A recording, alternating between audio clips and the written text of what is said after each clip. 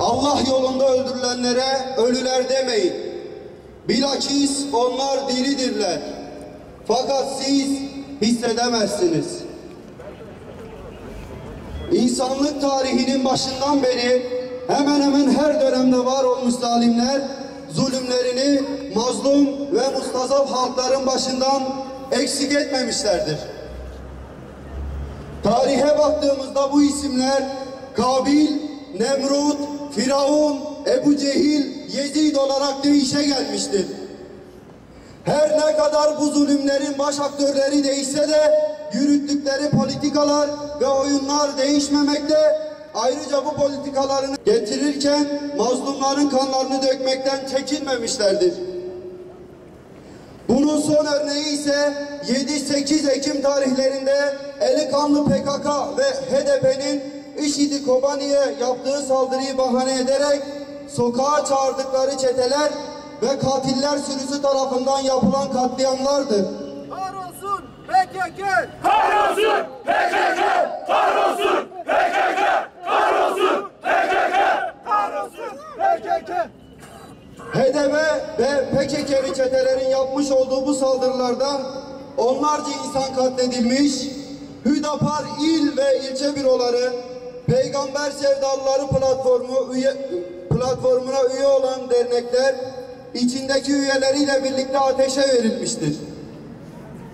Yine birçok mütedeyyin insanın ev, iş yerleri ve araçları yakılmış, camiler ve medreseler yakılarak talan edilmiş. Bu sorunun cevabı çok açık bir şekilde bu olayların azmettiricisinin kim olduğunu ortaya koymuyor mu?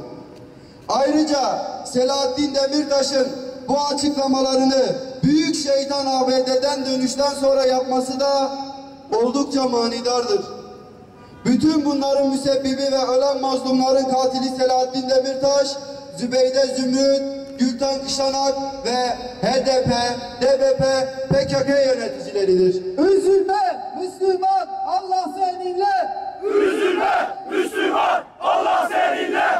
Üzülme Müslüman, Allah seninle! Üzülme Müslüman, Allah seninle! Yaşanan saldırılar esnasında dikkatten kaçmayan bir diğer husus da hükümetin takındığı tavırdır. Dört bir taraftan saldırı altında bulunan halkı koruma görevi olan sözde emniyet mensuplarının yetersizliği ve lakayt tavrını bu mazlum halk asla unutmayacaktır. Bunun dikkat çekici örneği ise Hüdapar, Mardin İl Başkanlığı saldırısı altındayken polisi arayan parti yöneticilerin polisin alayımsı bir tavırla kendinizi koruyun şeklinde aldığı cevaptır. Ayrıca hükümetin sadece kendine olan saldırıları görmesi ve gündem yapması, mütedeyyin halka yapılan saldırıları görmemezlikten gelmesi ve polisin saldırılara karşılık vermemesi acaba bölge PKK ve türevlerine mi teslim edildi sorularını akla getirmektedir.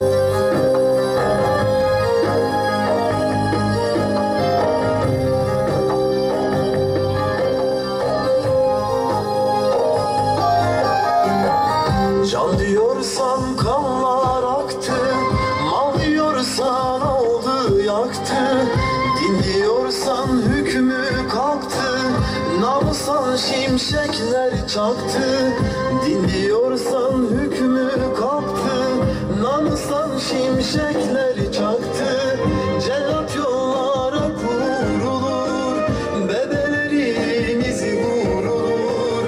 Eller kırılsın! La ilahe illallah! La ilahe illallah! La ilahe illallah! La ilahe illallah! Muhammed Resulullah! Muhammed Resulullah! La ilahe illallah! La ilahe illallah! PKK lanetullah! PKK lanetullah! La ilahe illallah! La ilahe illallah! İbrahim Halilullah! İbrahim Halilullah! La ilahe illallah! La ilahe illallah! PKK lanetullah! PKK lanetullah! PKK lanetullah!